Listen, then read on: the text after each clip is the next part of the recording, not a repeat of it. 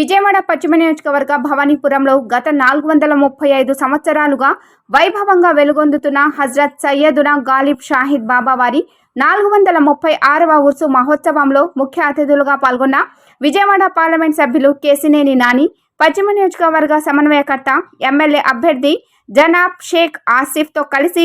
పాల్గొన్న రాష్ట్ర వైఎస్ఆర్సీపీ సీనియర్ నాయకులు జీఎంసీ భాషా. ఈ మహోత్సవంలో నగర మేయర్ శ్రీమతి రాయన భాగ్యలక్ష్మి, కార్పొరేటర్లు జనాబ్ ఎండి ఇర్ఫాన్, శ్రీమతి చైతన్యారెడ్డి, ఎన్టీఆర్ జిల్లా వక్ఫ్ బోర్డ్ అధ్యక్షులు జనాబ్ గౌస్ మొహిద్దీన్, వైఎస్ఆర్సీపీ నాయకులు జనాబ్ కరీం ఖాన్, సుబానీ ఖాన్, మండల శ్రీను, గాలిబ్ షహీద్,